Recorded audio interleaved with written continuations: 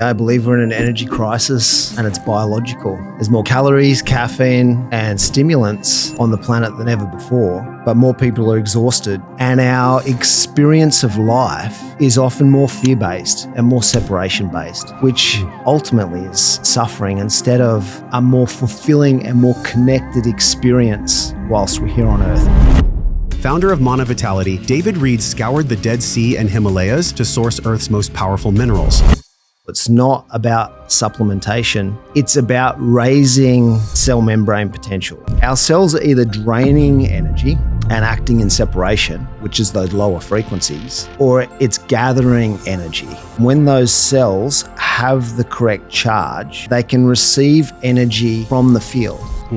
It becomes obvious that the universe is friendly. If I have charge, then I have capacity. I can actually move towards what I want to do. And that's the life force that we want.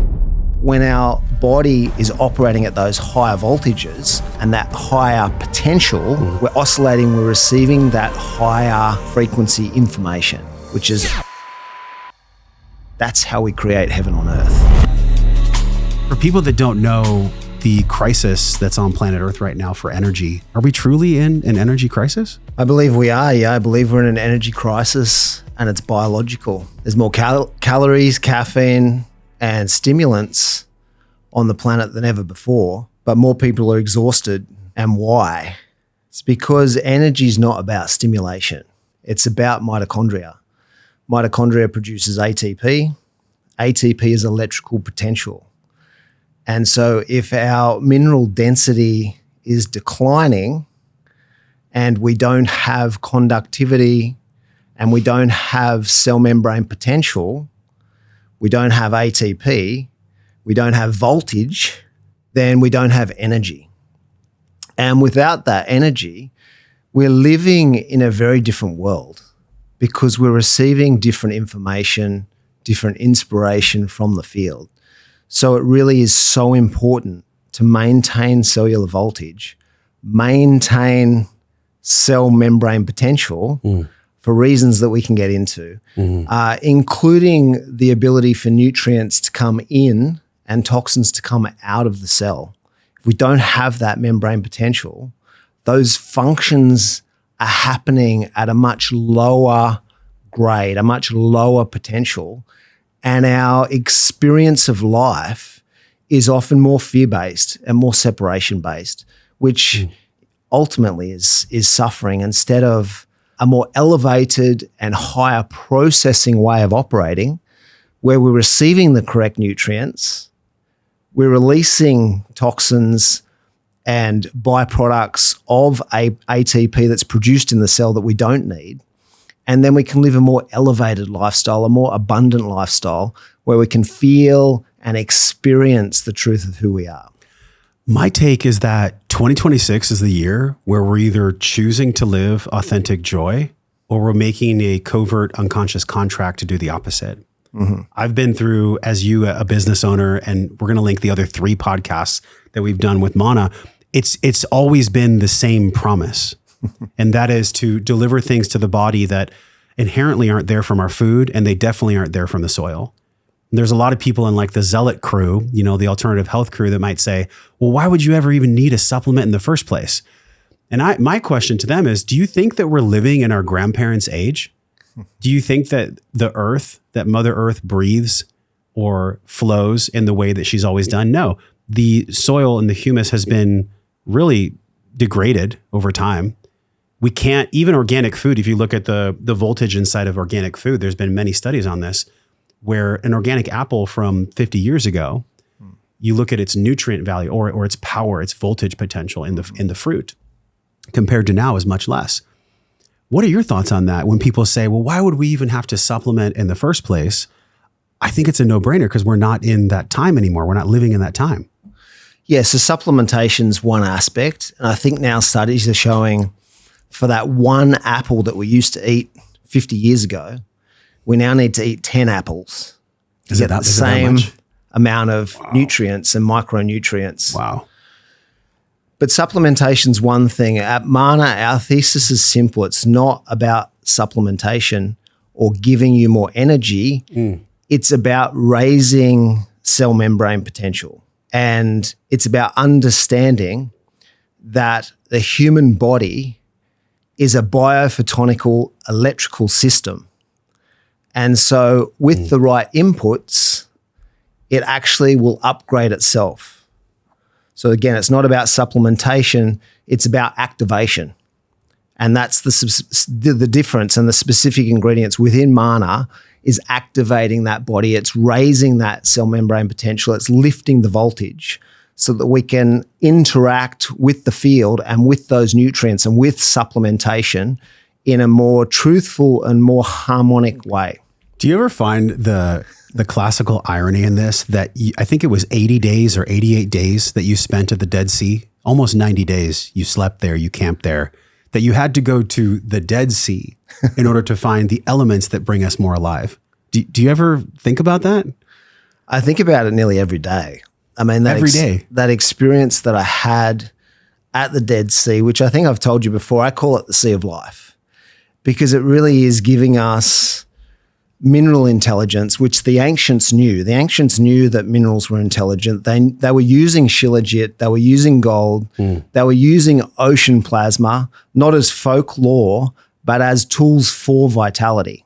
So the Dead Sea, which, as I said, I call the Sea of Life, is really because it has all of those micronutrients, has all of those mineral intelligence within it that are now missing from our food and our soil. So I think about it nearly every day because it was such a pivotal experience for me in understanding my life's journey. And I'd been dancing around dealing with these incredible substances up until then.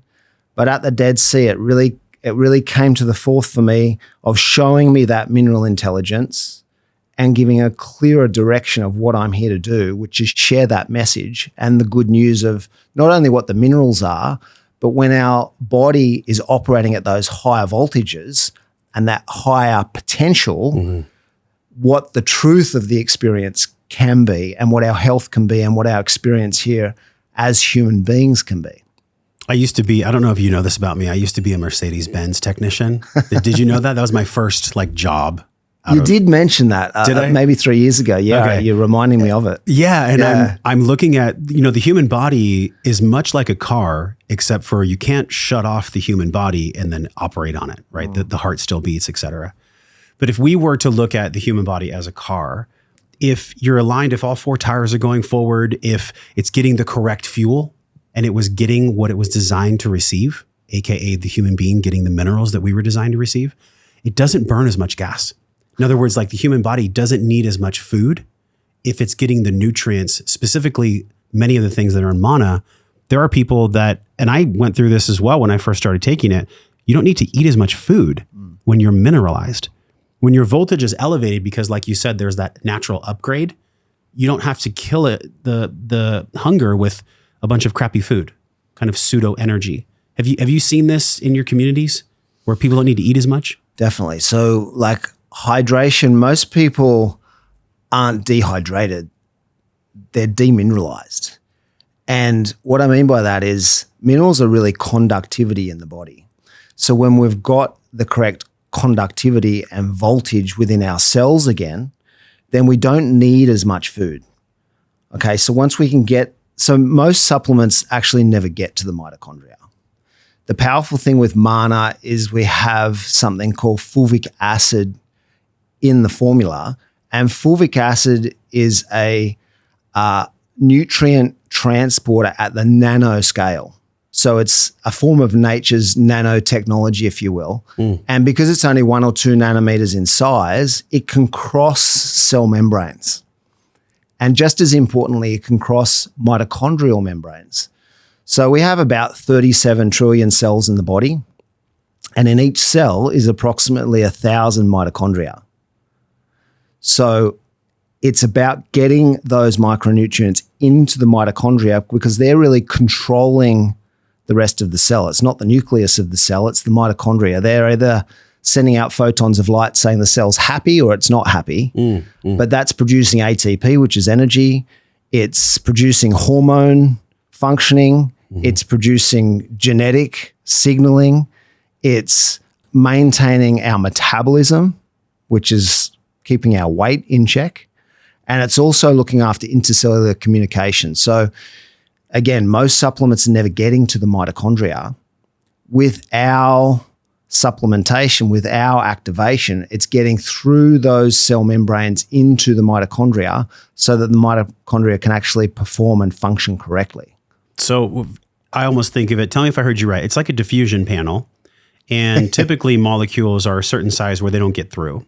Yes. Right. So if we look at a diffusion panel on the outside of the mitochondria, this nature's nanotechnology can actually go through and get into the powerhouse of the cell. Correct. It can penetrate. It can get in there. Why don't most supplements get in there? Is it just because their cell size is too big? Cell size is too big. The charge is incorrect. You can think of it like turning up to, I guess, get into like a club. Whatever kind of club that is, right? Like you need the correct passcode to get in, or you need a QR code to get in. You need a pass.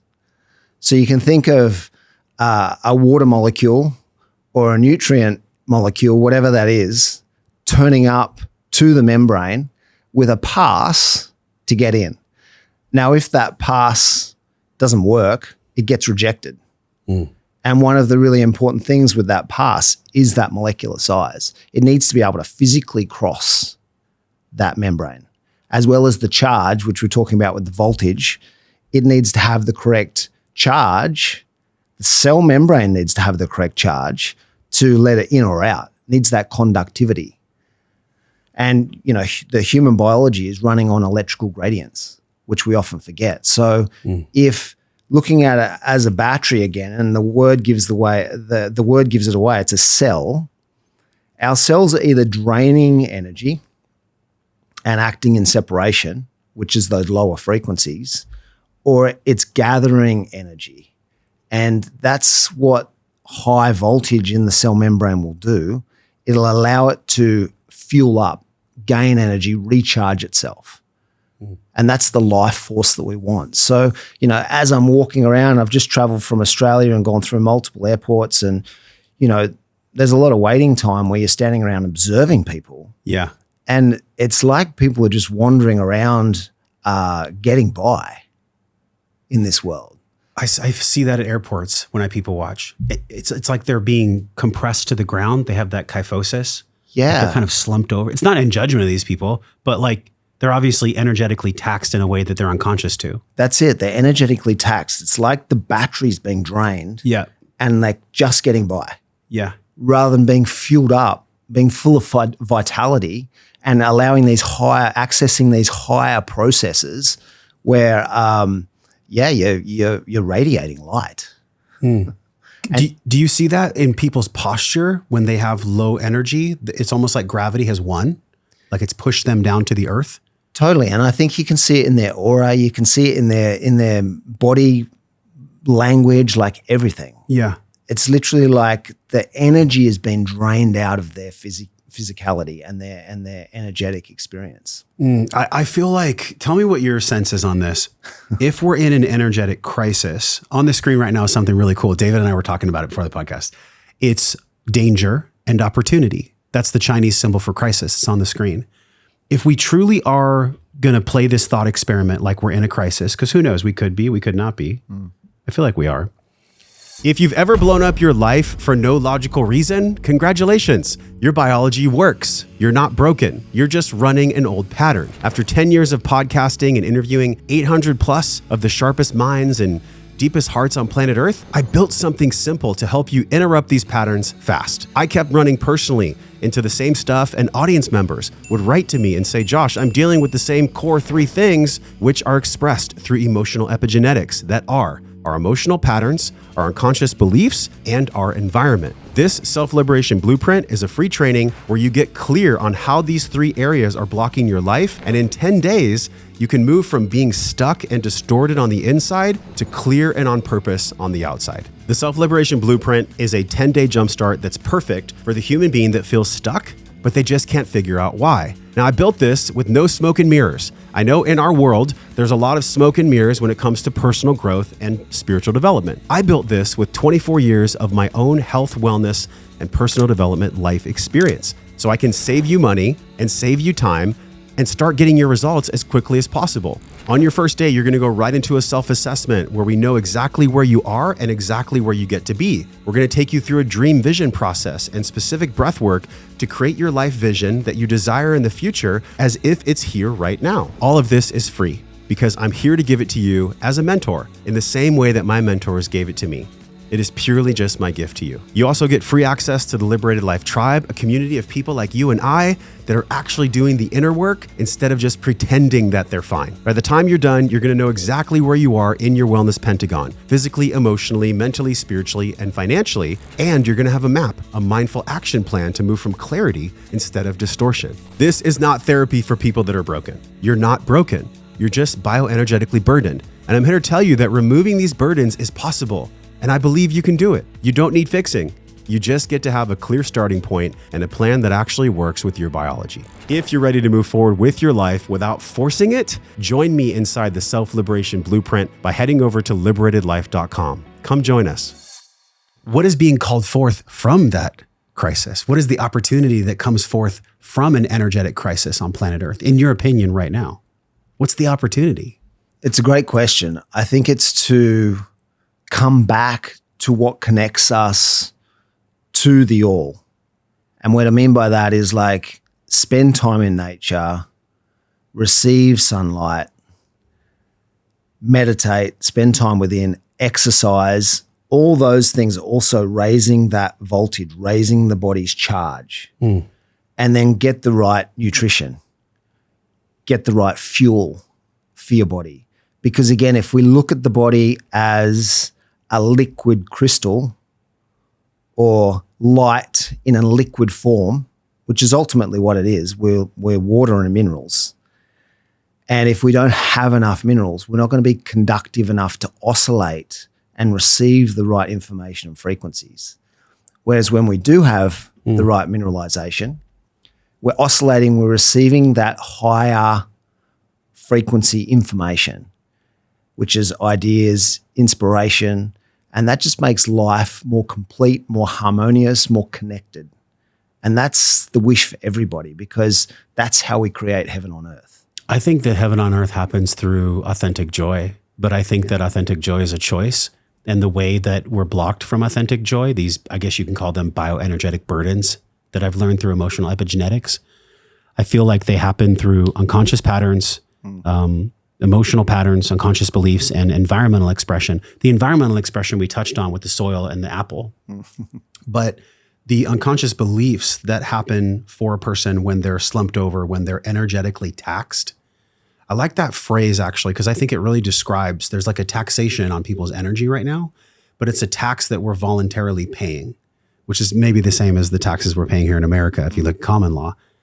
The tax that we're paying on our energy from like a caffeine source or sugar or carbs, they give us this immediate response of energy, but then there's this big crash. So in other words, there's a tax on the energy. Have you thought about this taxation of energy and the way that we can pay less and get more? Yeah, it's really well said. I think there is a tax as well. And you get those short bursts of stimulation, which can also be fun and powerful. There's a creative element to that. So, I wouldn't say don't ever have caffeine or don't ever have alcohol. I think there's a time and a place, but relying on those for our energy is not sustainable because there is the crash and there is a tax to pay for that stimulation because it's draining our adrenals and our endocrine system. So I know for myself, if I have coffees, when I used to have coffees every morning, I would get to a point where I would have to stop because I would feel anxious. I would start to get headaches.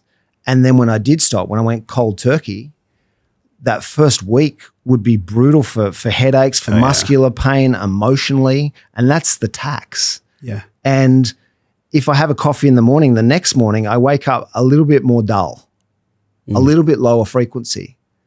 So the voice in your head says, go and have that coffee again. It lifts you back up for a couple of hours and then you fall off again because you're using it. It's providing a stimulation, a release of biochemicals in the body that then has to be built back up naturally again over the coming days. How is Manna, the Shilajit and the Ormus and the nanoparticles, how is that actually different than coffee and caffeine? Yeah, because instead of providing stimulation, it's providing frequency and biophotonic light. So it's providing charge to the cells. And again, when those cells have the correct charge, they can receive energy from the field, which is because the cells and the mitochondria and the atoms, they're all little toruses. They're all little vortexes, energy centers. So when they have the charge and the voltage that they require, they're infinitely sustainable. They can pull from the field energy infinitely. And that's why with an atom, they've never found it to lose any energy. It's just spinning.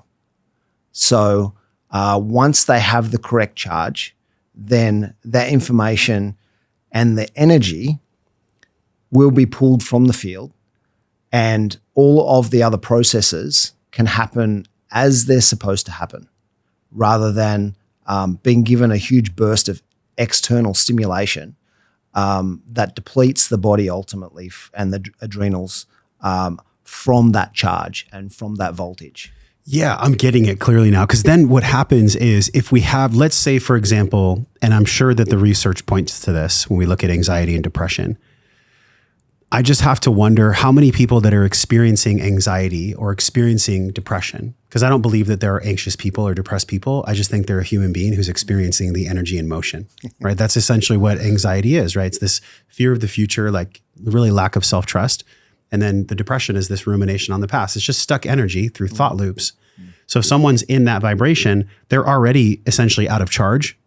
So how could something like the Shilajit, Ormus, and the particles, especially through the gold, which I was waiting until this moment to try it. Can I try it right now? Of course. I like to actually do this with no water because I enjoy the earthy taste. It's so good. How many particles of gold are inside of here? So there's 5 milligrams in each sachet. Yes. Nanoparticles at around 12, 13 nanometers, there's roughly 37 trillion. Okay, so in this little packet, there's 37 trillion pieces of gold. I'm going to do this now.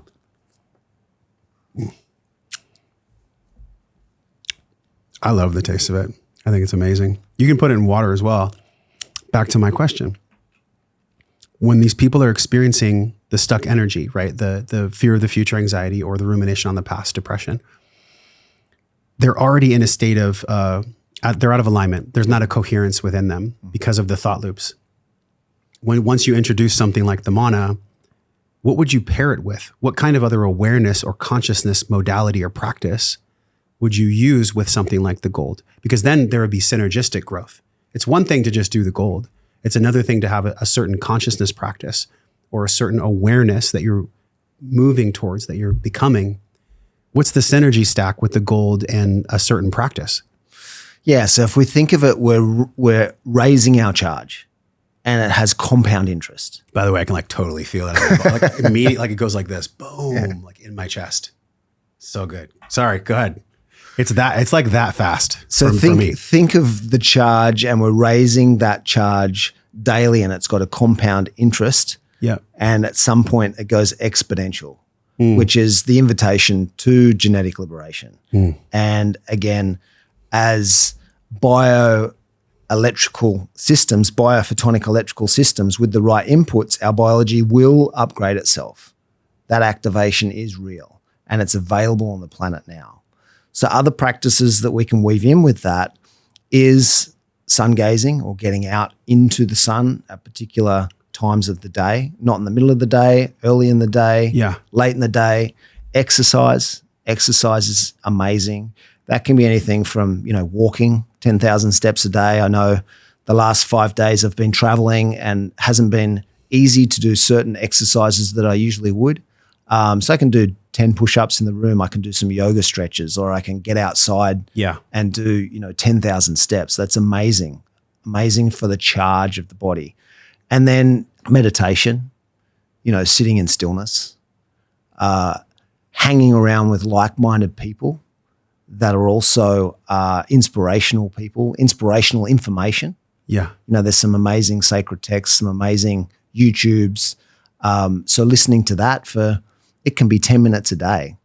So just having these practices, having stillness in the morning, you and I both have young children, so being present with them and looking in their eyes and experiencing the love of the universe. Through that having God just look back at you. That's it. Through your children's eyes. That's it. It's the truth. Yeah. Yeah. It's the truth. So those things that make us feel good and that we can feel are actually raising our charge are all going to have a compound interest on our life experience. Gosh, this is so good. Okay, so we've explored some mindset and science. I want to get into the more metaphysical, which is where I love to play with you, because I know you've always been to me a very tapped in person. Even like in the beginning of our relationship, you looked at me and it was like, I knew there was some real depth there because of what you've been through in your life. Has there been a moment in your life that maybe you've never shared before that has in some way fueled not only Manna Vitality, but also your quest to share this with the world, share this message of energy and of capacitor and vibration with the world?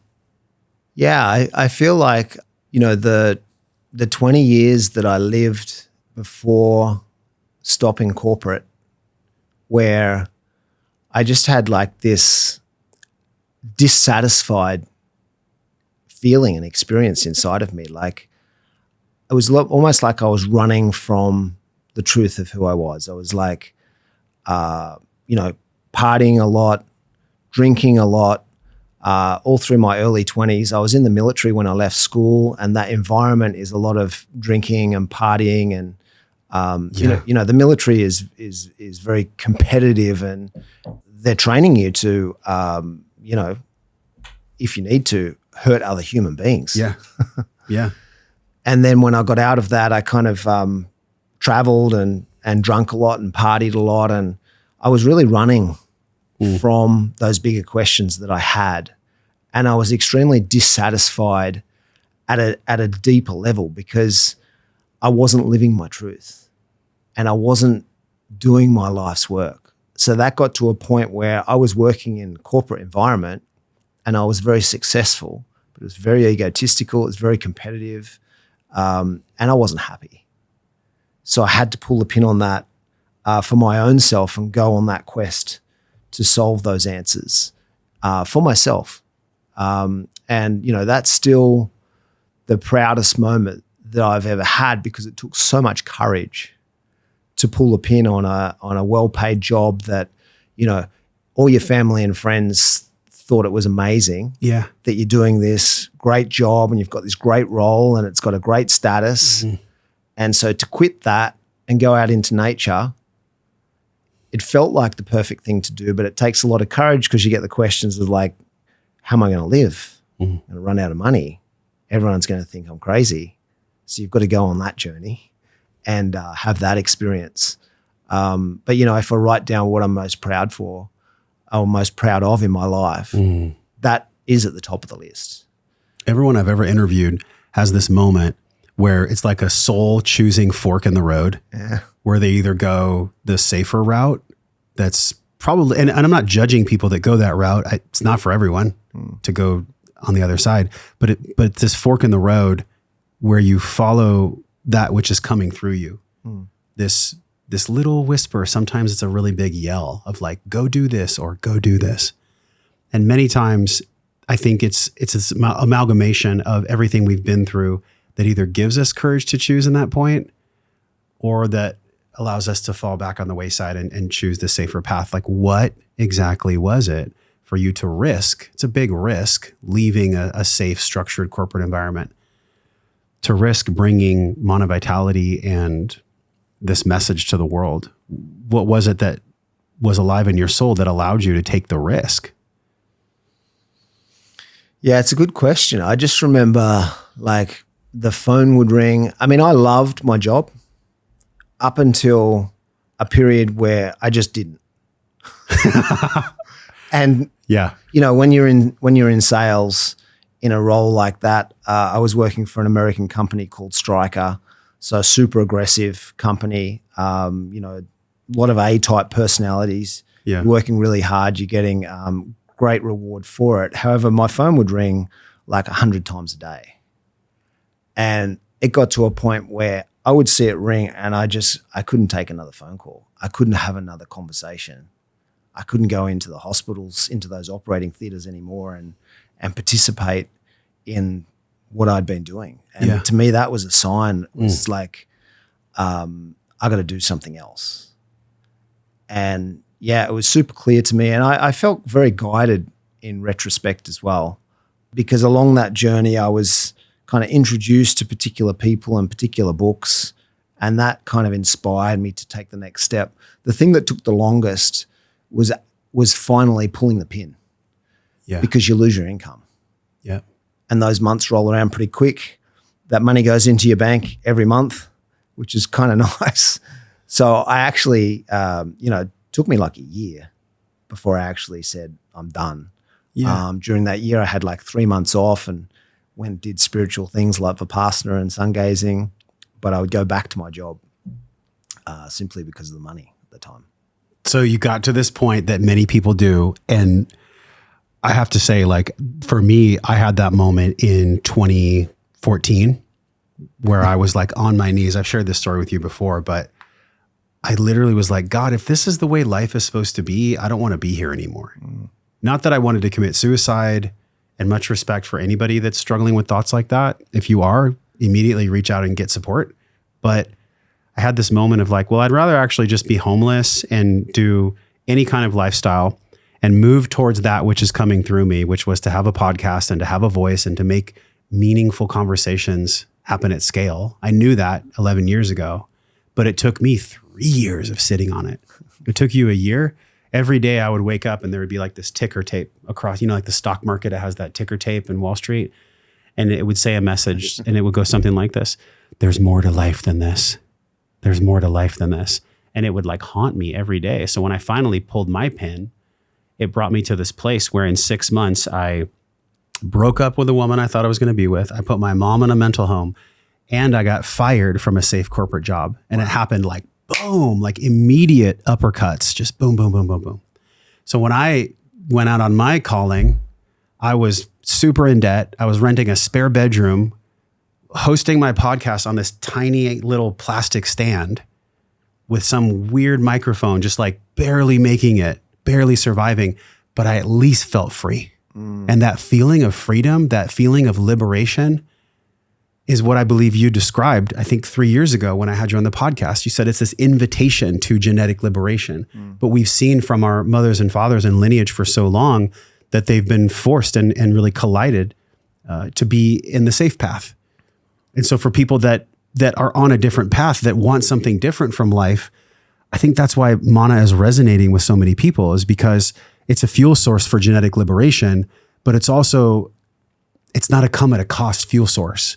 Because we're already paying out, and there's already a big cost with following your dream, with being free.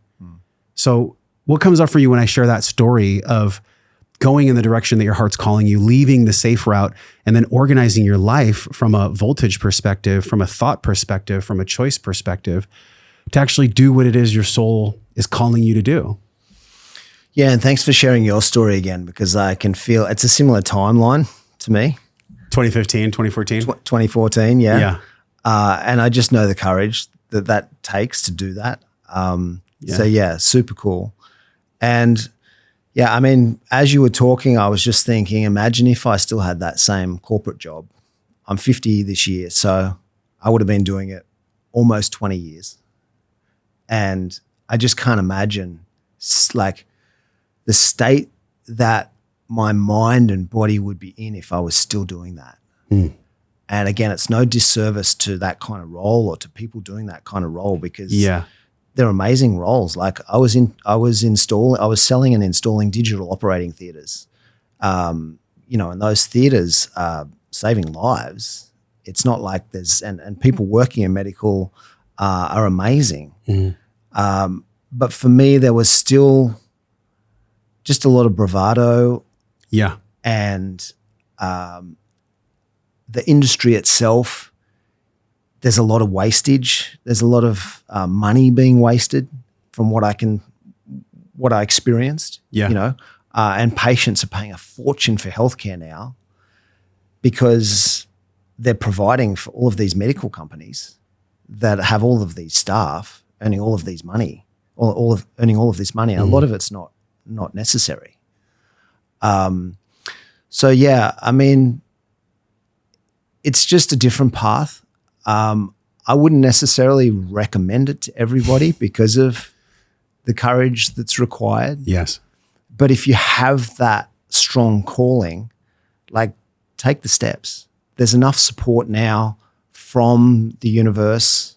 There's enough people doing the same thing, so you can find like-minded people. You can find groups of people that will support you. And then if you find what you love and you just build a map to do that, then give it a go. And if it doesn't work, look at the map again, rebuild the map.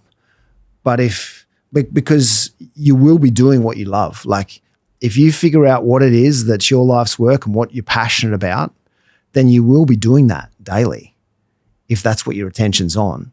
And if it's not as successful as you would like, then just keep remapping it. Like, it's a journey to go on, but we're here. Might as well figure out what you love. Might as well put your attention on that and do everything you can to enjoy your experience. I mean, I've always felt like there's pain on either side. There's pain if you go the path of ignoring your soul's calling, and then there's pain if you do follow it. Yeah. But I'd much rather go the painful route that felt more free, that felt more liberating, because my children, your children, they're all watching what we do. They don't listen so much to what we say. I know my son is almost going to be 5 years old this year. And like, it's challenging sometimes to get him to listen to me, and I know with Baby Ocean, like, that time will come where you're like, why isn't this baby listening to me? Oh, it's because they have a prefrontal cortex and they have their own like autonomy going on. So I think about the way in which we're all being led right now, especially in 2026. We have never been afforded such luxury and spaciousness through AI, through technology, through social media to do what it is we love. To me, this feels like an upgrade of identity. It's an identity upgrade. And when you upgrade your identity, a new fuel source is required. In other words, like the old food and the old supplements, if you will, they don't match anymore. They're not an energetic match. To me, when I look at all the audience members that have written to me or commented on our posts and probably that write into you, it seems that they have a certain type of identity in the way in which they make choices about taking in the gold or taking in the Shilajit or even the skincare products. Like, everything's amazing because it's a match to their identity. It's a vibrational match to the frequency of who they are now, instead of clinging to this previous version of who they used to be. I hope I'm making sense here. It's like there's an identity shift that happens.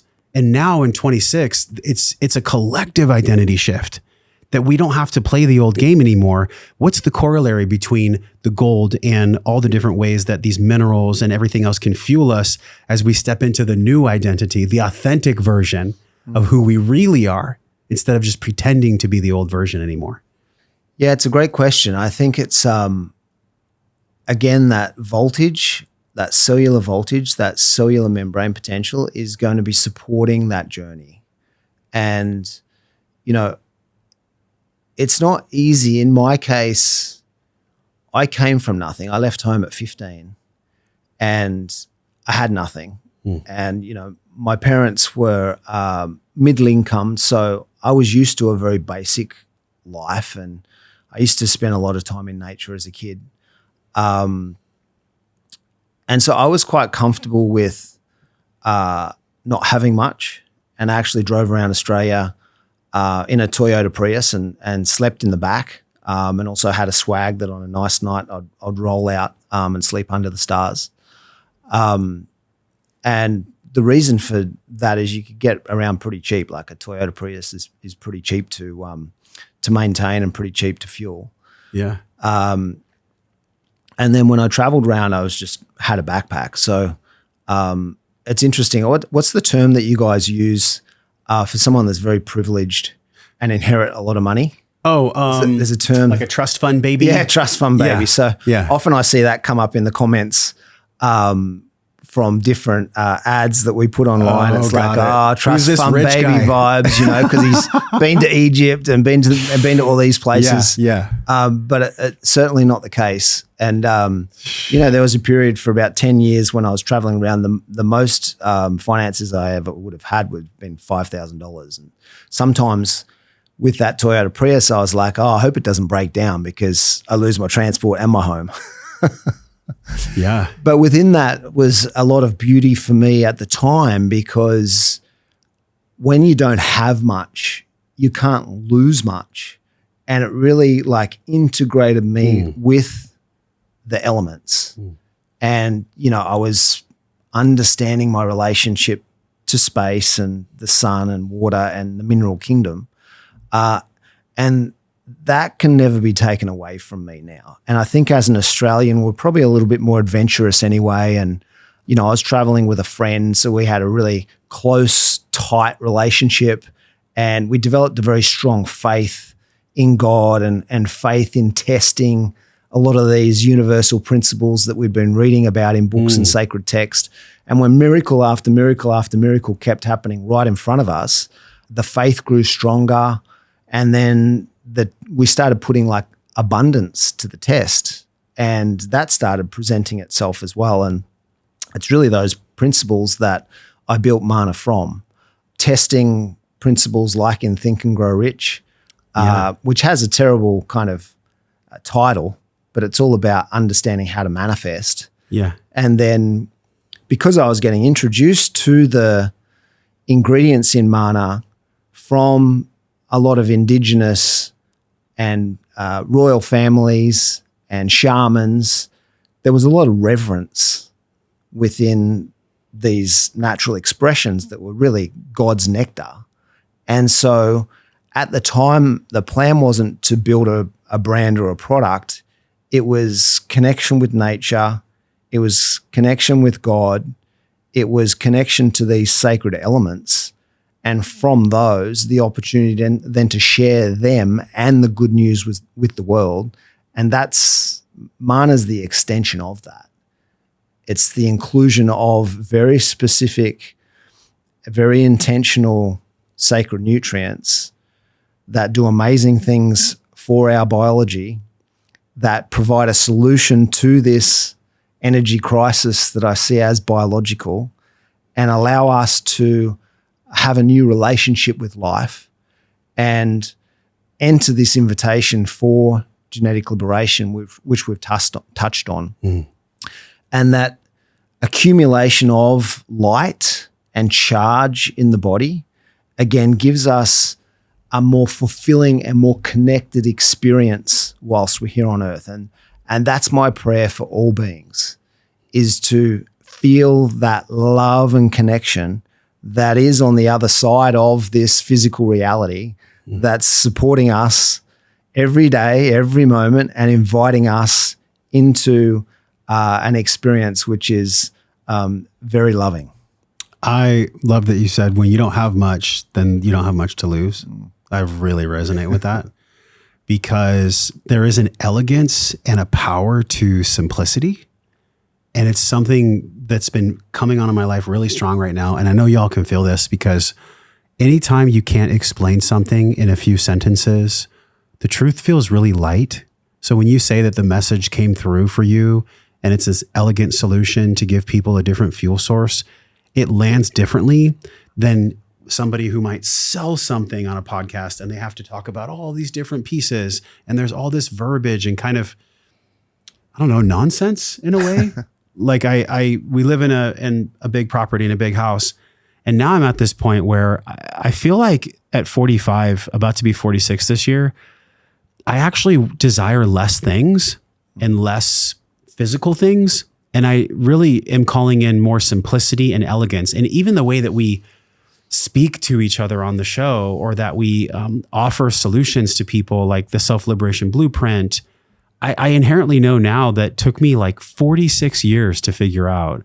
And that is, I'm here to learn how to give authentic joy and to help other people do the same. But for a long time, my mind fought me. My mind was like, oh, it's too simple. That's too simple of a message. People won't understand that. what you're doing, what I'm doing, what anyone is doing that is raising the frequency of other human beings is we're giving a permission slip for someone to be their authentic self and to express their own unique, authentic joy. That's why we're here. That's the code that you got. I just got the code in a different way. I feel like the price that's paid for not being authentic this year is so vast and it's so ever present. In other words, there's nowhere to hide in our lies or in our inauthenticness, is that's even a word. The lack of authenticity and the lack of vulnerability now, there's nowhere to hide because you can't just go out in public and be somebody you're not. We've all been trained to feel and sense when someone's full of shit or not. So what do you feel about this concept of the price that's paid for lack of vulnerability, lack of authenticity? To me, it feels like this is a massive genetic upgrade on a level that's not just personal, it's collective. There's a large genetic upgrade that's happening right now among all times. I know I've mentioned this on previous podcasts, but to me, it feels palpably different now, this massive collective genetic upgrade that we're experiencing. Does it feel different to you?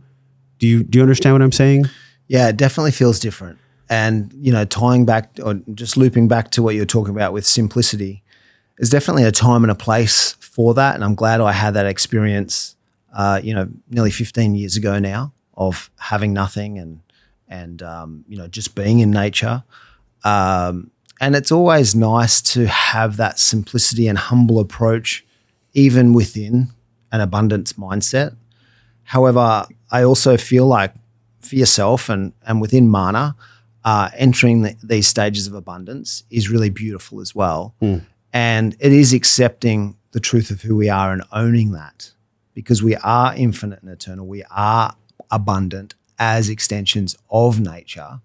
And, you're doing incredible work with community and to expand that light and that consciousness within, thousands and tens of thousands of people. So invoking and embodying that abundance is also very important.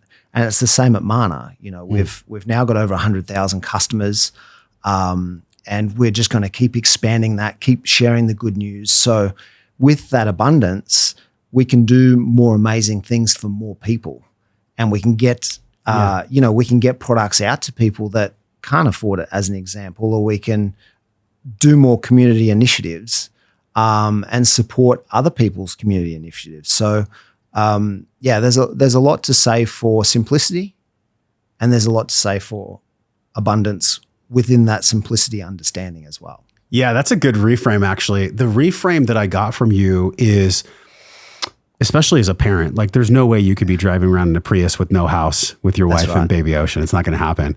So there's this dreamy aspect of Josh where I'm like, I just want to live in Hawaii and like not have any possessions, knowing that a house would cost like $2.5 million on the coast in Hawaii. But then there's also a part of me that's practical, that understands, okay, well, we all have responsibilities. We all have burdens. We all have things that we're moving towards, that we're accomplishing in life. To me, it really boils down to a choice of which things in my life do I identify with? How am I a frequency match for food, for water, for Manna, for other things? If somebody's struggling with their own identity right now, but they're in that space where maybe you and I were 10 plus years ago, they're at a job where they're like, I hate this. I don't understand how I can have the courage to leave. Or they're in that low spot, right? Which I think is a beautiful spot for growth. What could you offer somebody who's in a very low spot where they know they want to change, but they don't know how to change yet? Just thinking back to my own experience in 2011, and it was finding what lit up my heart. And what I mean by that was I started watching YouTubes, and often it was something that someone sent to me, and I would be listening to what that person was saying, and it felt true. Like there was part of it that was lighting up my flame. Like it was like my flame was becoming a bonfire. And there were these particular people, and I would just be listening to everything they had on YouTube, like almost with an obsessive mindset. Who were some of the early people for you? Drumvalo Melchizedek was a guy in early 2011. And then later in 2011, Nassim Haramein. Oh, yeah. Who's a theoretical physicist. So intelligent. Ended up spending a couple of weeks with him. But that was my journey. He was talking about advanced mathematics. He was talking about symbolism. He was talking about geometry. He was decoding the Bible. He was talking about a universal field theory. Yeah. But it could be, you know, painting. It could be art. It could be music. Like whatever that is that lights you up, find that and like just go deep into that. And that will be your like expression of finding yourself at a deep level. Like you'll find creativity in that. You'll find soul in that. You'll find heart in that. You'll find God in that. And like from my experience, when I found that, how it lit me up and how I felt also raises that charge and voltage that we're talking about. Like when you're in those states, you don't get sick and you get so much insight. Yeah. And that's just a beautiful way to be, like, rather than just going into something that's mundane every day or means to an end, some of these terms that we hear, like get out of that and find what lights you up and just follow that. And initially, you might be doing both at the same time. You might be doing something mundane during the day because that's also providing. Sure. But outside of that, you might be cultivating this fire and this light. There was something lighting you up, and I would follow that. I think that's our opportunity. Man, that's well said. I've always felt in my gut, like in my body, whenever I'm around somebody that is doing something they love, it's infectious, right? Oh, yeah. It's like you can just tell when you're around somebody and they love what they're doing. Like for me, I just love learning. If I could do one thing for the rest of my life, and I will, God willing, it would be just to continue to learn because there's so much cool stuff in the world. The world has so many beautiful things. And I think that's why this conversation is worthy of sharing, because how many concepts have you brought forth that maybe somebody's never even heard once? What if somebody's never even heard of the body as an energetic capacitor one time, and they went to college and they have a master's and they've never heard it before? To me, that's why these conversations are worthy of sharing, because you never know when one concept or one new thing is going to inspire and stoke a fire in somebody else. That's it. And I'm around people that are making lots of money in masterminds here, and they don't have the charge that you have. They're not like on fire about what they're doing. Do you understand what I'm saying? It's like some people can have a lot of money in the bank, but they're not really on fire for their life. Mm-hmm. And their wife and children, their report card is like they're scoring a D. Mm-hmm. Their wife and children don't want to be around them, right? So what do you make of that with this, I guess you could say, almost bifurcation of somebody that's wealthy that's actually fun to be around, or somebody that just has money in the bank, but they don't have charge? Yeah, I mean, for me, charge is everything. And so, you know, finding what's going to charge you up is so important because it is magnetic. It is inductive. Yeah. It is like it's attractive. It's attractive. And more than that, there's a life force to that. Like you're tapping into something that you're potentially, that lights you up, right? Like why wouldn't we're here? We have time. We have existence on the planet right now. The Earth's beautiful. There's a lot of very challenging things happening on the Earth. Yeah. But the Earth's beautiful. There's so many beautiful things to experience. I couldn't think of a more beautiful place than Earth.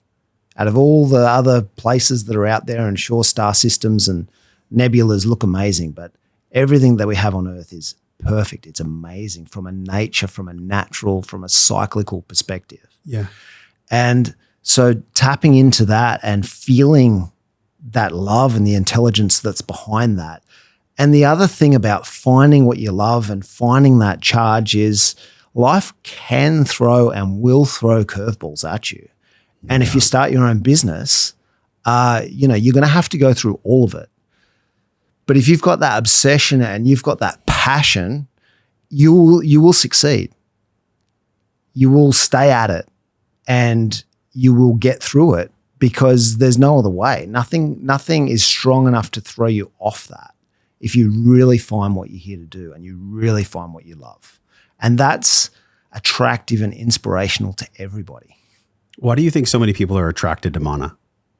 Yeah, I think it's a combination of it's a product that's time had come. And what I mean by that is the raw materials that are in there, shilajit, the ormus, the gold, it's their time of the cycle to show up.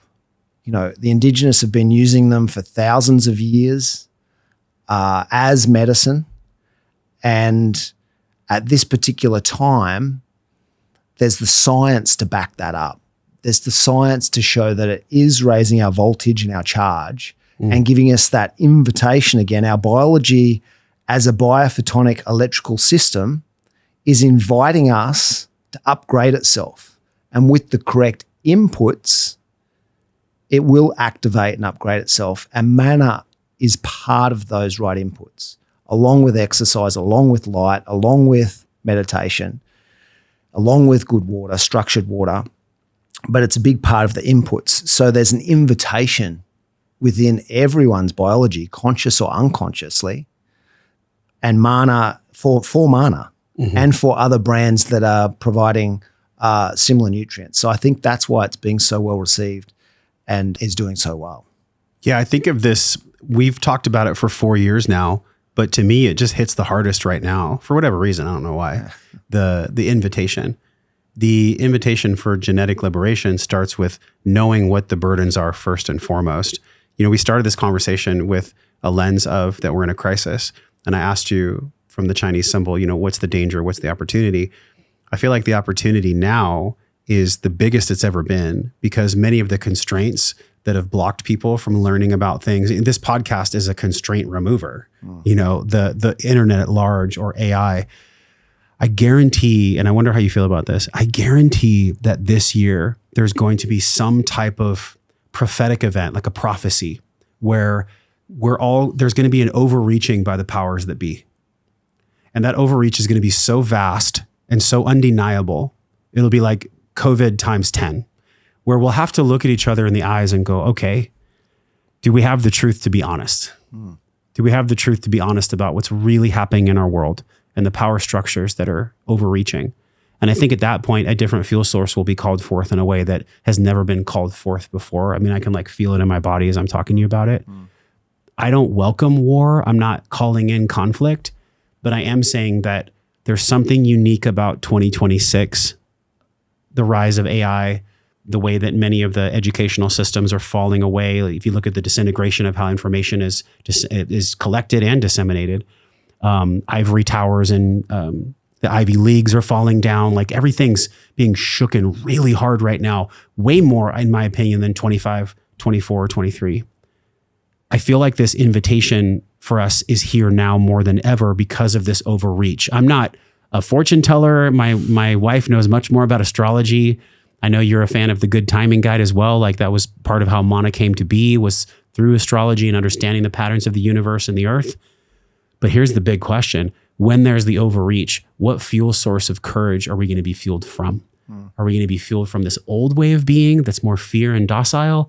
Or are we going to actually step up to the challenge with courage? And then what is the fuel source that we're going to be feeding ourselves and sharing with others? I think it's a very complex thing that's going to happen, but the answer is simple. The answer is, what are we willing to be honest about? To look at each other in the eye and go, okay, I'm so sorry for the way things have been. Here's what I'm prepared to do to make it right. I feel like there's a massive reckoning coming this year from the overreach. Do you sense that, or is this my own thing? No, I definitely sense the same thing. I don't know the timing. It could be this year, it could be next year, but it's coming. It's coming. It's coming. And I hear what you're saying, and this is where it's really important, is you're presenting a really powerful and beautiful awareness where you can see and feel the way through this, like the solution, being honest, looking at each other in the eye.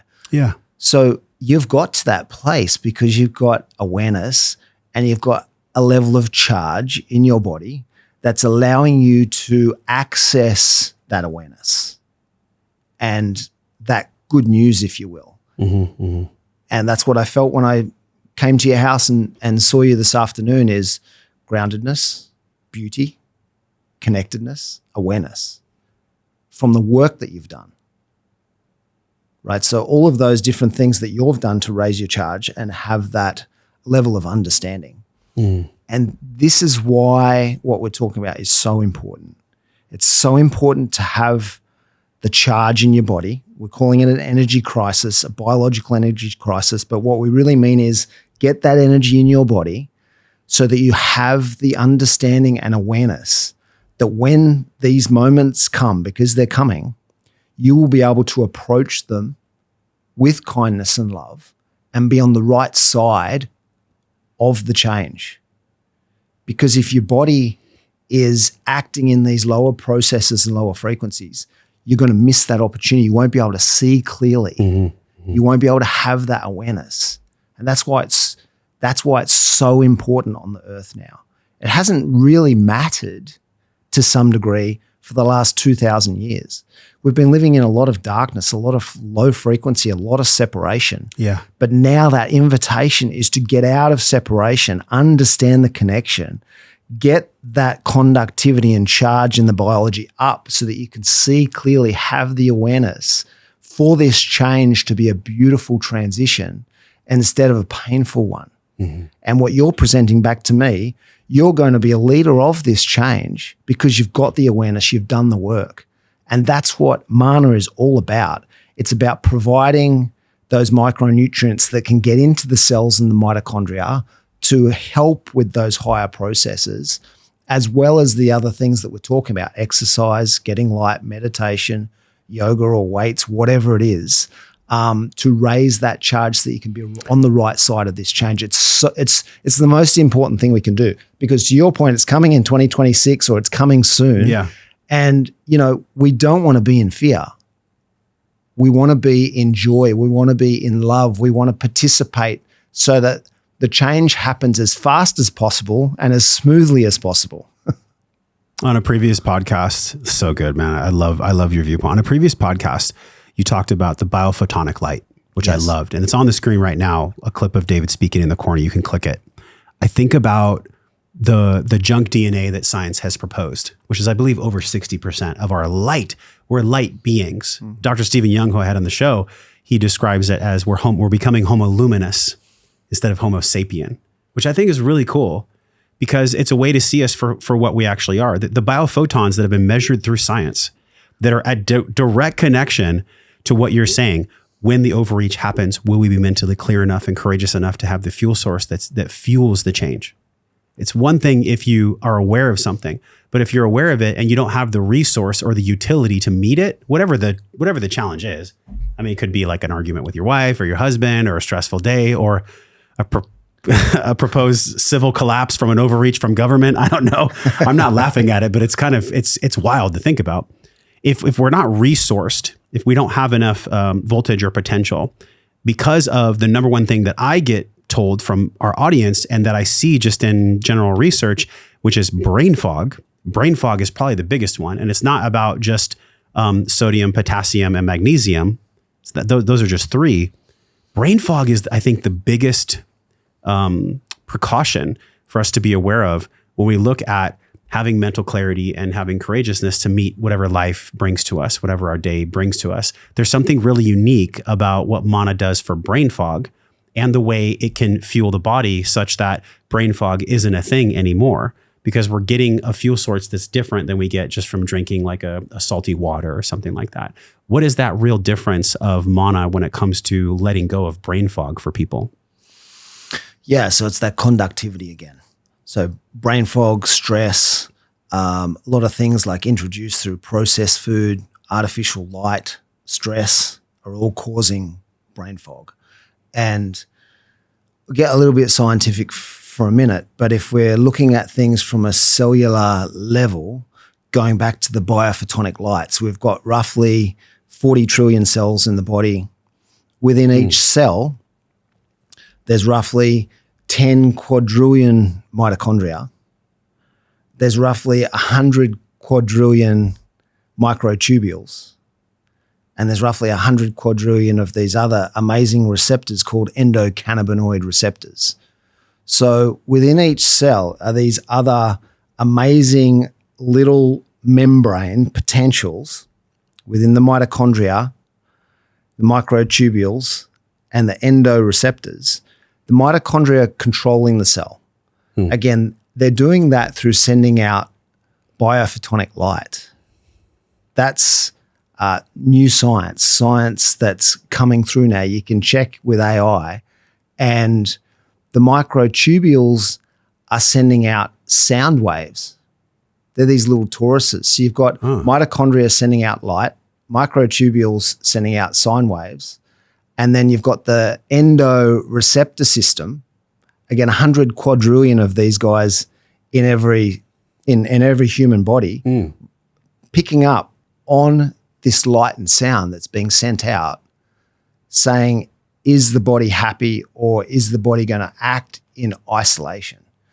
So it's really important that we have these light and sound waves in harmony operating correctly from the field, because that's going to allow us to have clarity and awareness as we move forward through these delicate periods that are inbound for humanity. And with that clarity and awareness, we can enjoy the process and be on the right side of it. And, if you're not, you're going to be in confusion.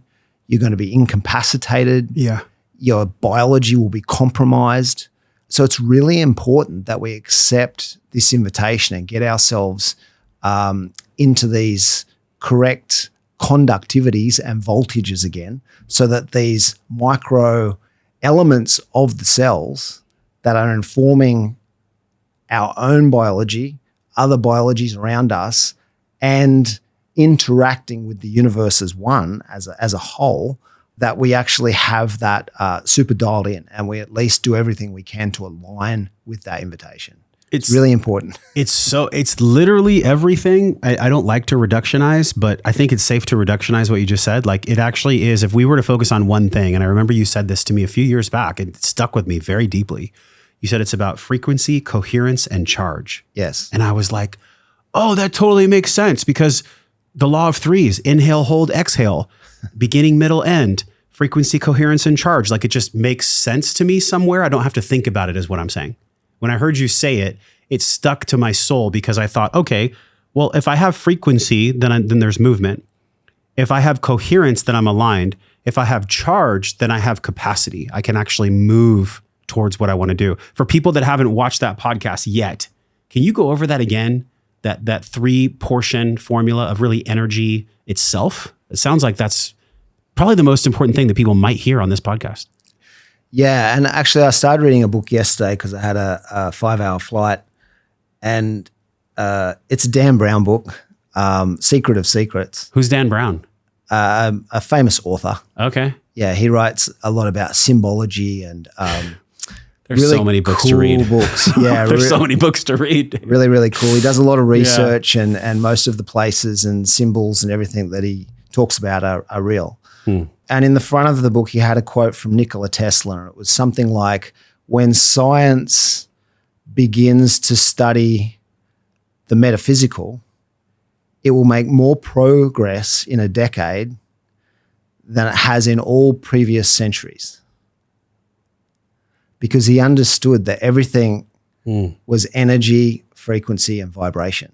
And I would suggest that he's our most famous and well-researched scientist ever. And I would say that Nassim Haramein is kind of taking on that for our generation, because Nikola Tesla's, last century. Yeah.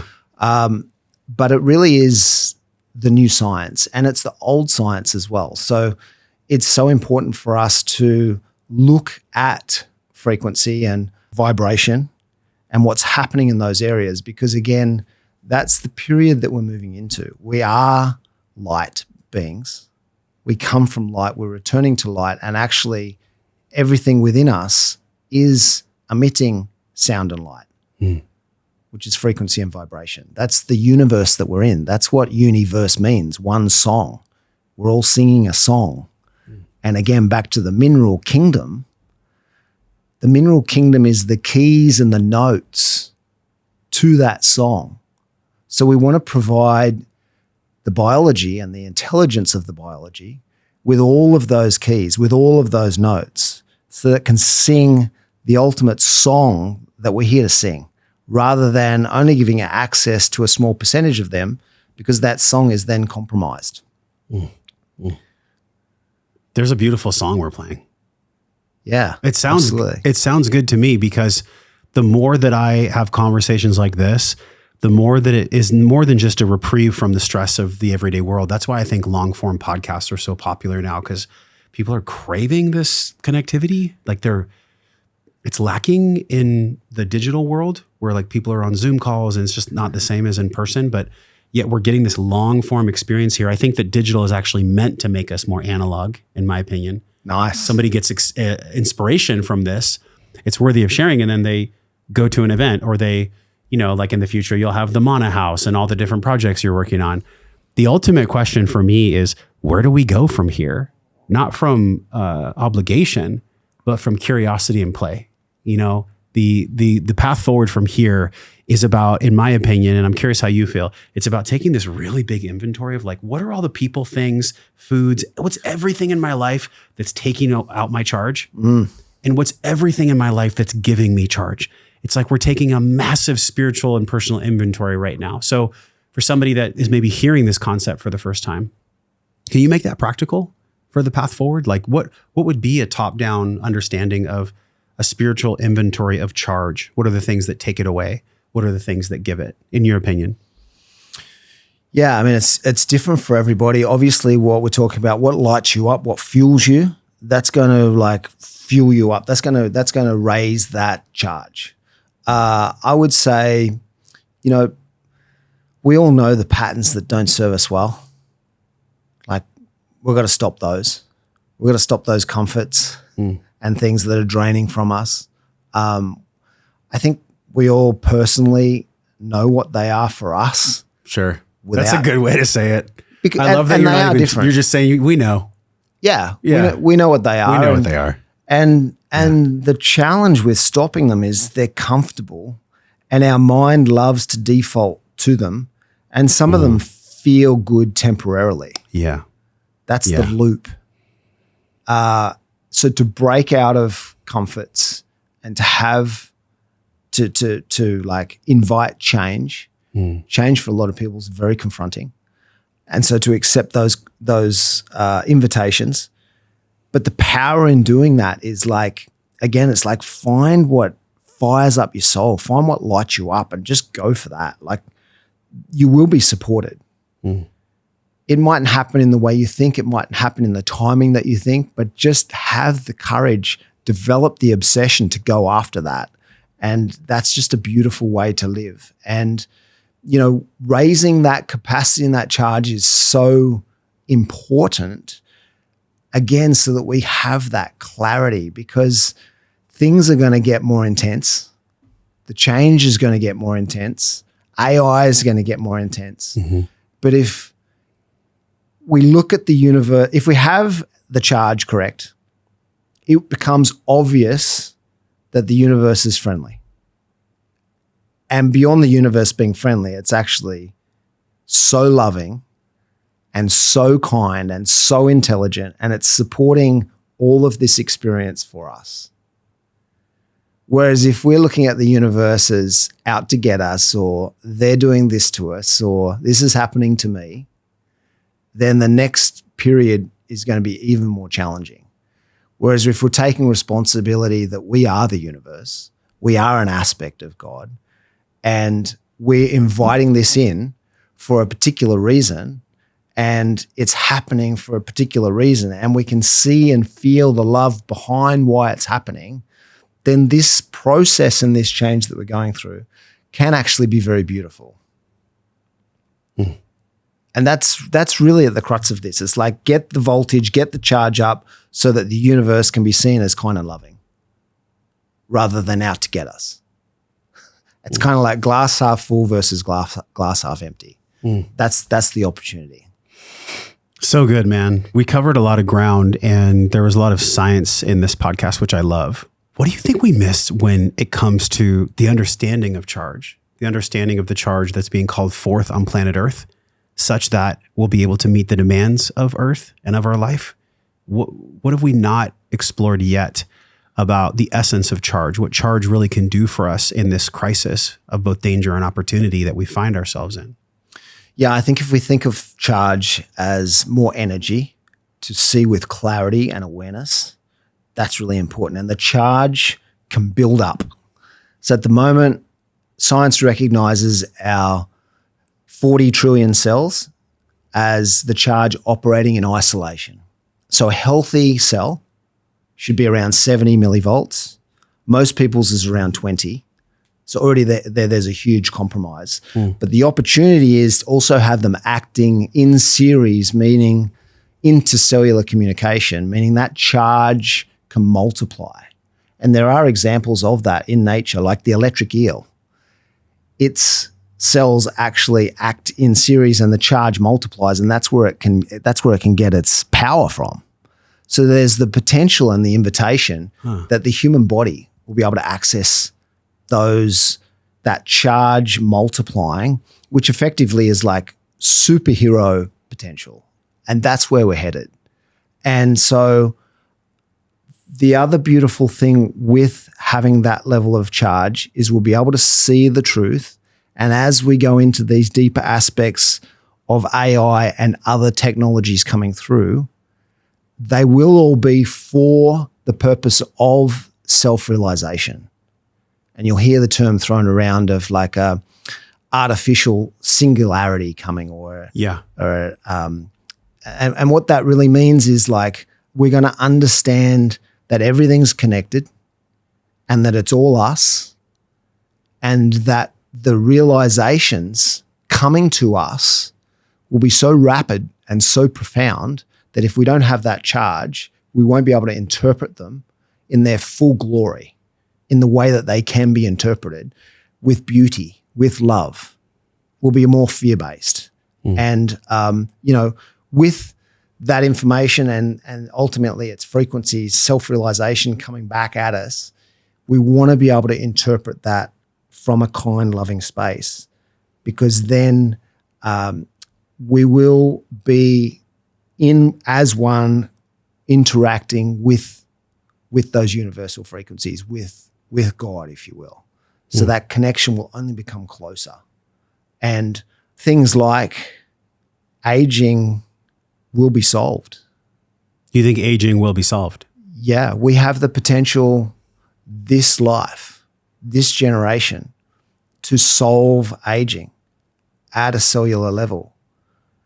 And so, we want to be able to interpret that in the right way. And we want to be on the front line of that, because that interacts deeply with everything we understand about truth, about God, about the universe. Death, is a lot of people's biggest fear. And so if you're removing that and you're able to choose your appearance or choose your biology, what happens to things like love? What happens to things like fear? And so we want to, again, be in the best state we can from a charge and an awareness perspective, so that we can interact with those opportunities in the best way we can. What a fun ride it is too. What a crazy, mysterious ride. I think I said this on another conversation we had. There's always room for mystery at the table. I don't know if you remember me saying that. There's always room for God and mystery at the table. That's why I prayed, we meditated, we did breath work before we had the conversation, because one of the things I said, and actually I'll just put it in our community, guys, go over to liberatedlife.com, join our tribe. I'll put the breath work and the prayer that David and I did so you can watch it, and hopefully you can glean your own practice from that. The reason I do that is because the intention of the frequency that I'm putting out and the charge that I hold is essentially the quality of my life. I don't think it's any different than, what is my intentionality? What is it that I'm putting out into the world? And do I have the vehicle or the capacity to put it out, AKA the charge? It's not, it is rocket science for sure. Like Nassim would describe it, very scientific, and so do you. But I think we inherently already know, in the same way that you said, the things that take away our charge, we already know. We don't have to list out, don't smoke, don't watch porn, don't overshop, we already know, man. There's already a deep knowing that we have in us of the things that are taking away our charge. But I will say, when it comes to Manna, people don't know at scale yet. and I'm helping to amplify this message. It's on the screen right now, joshtrent.com/MANNA. If you're listening, use code JOSH20. This stuff is not cheap to make, by the way. It's very expensive. You have to source it from literally 10,000 feet above in the Himalayas. Taking the ocean plasma and getting it into these sachets, like people have no idea the amount of work that it takes to get a Manna in someone's hand. It's so generous that you're offering that. And we really appreciate it because this is something that I take every day. I don't even put it in water. I do it on an empty stomach in the morning. I just love the taste of it. I think you guys are going to love it too. If you love this conversation, head over and support David and support yourself, really. Raise the charge together, because what are we doing here if we're not going to be able to give our love through the vehicle of charge, through the vehicle of capacity? Like, why are we here just to live, or are we here to actually thrive and connect with each other? Man, I really appreciate you being on the show. This is our 4th time. And every time we get together, there's always nuggets of wisdom. So I really appreciate you as a man, as a friend, as a partner in happiness and joy. People say partner in crime, but we're not doing anything illegal. We're just having fun, man. That's what I get from you is this. There's a youthfulness, there's a vitality. That's why your product is called Manna Vitality. I really appreciate you as a man. Thank you for coming on the show. And I look forward to even more conversations in the future, helping even more people. They're not broken. They're just burdened. And I really believe that Manna can release a lot of these burdens, man. So I appreciate you. Thank you for being here. Thanks, brother. I appreciate you too. And lovely to see you for a 4th year. Yes, 4 years in a row. Guys, share this podcast with somebody who is low on charge, with somebody who does not have charge. They do not have to suffer in the way they're suffering. They just don't. It actually is a choice. And the choice is afforded by the things you let go of, such that you can use the money that you're probably already spending on alcohol and people that you don't even care about. Trying to impress people you don't even care about is pretty damn expensive. It gets very costly to impress people that don't even care about you either. So head over to joshtrent.com/Manna. And from my heart to yours, don't just listen to this podcast and put it in a little shelf on the side of your life. Really take in what's been shared today about frequency and vibration and coherence and charge. Like, these are monumental, life-changing aspects of who you are as a human being. God brought you here to shine. You don't have to stop shining just because life hands you burdens. You can continue on in spite of your adversity, in spite of the stuff that happens for you. So until we see you again on another podcast, I'm wishing you love, wellness, but most importantly, peace and power. You cannot have real power, I believe, unless it comes from peace. We'll see you next week.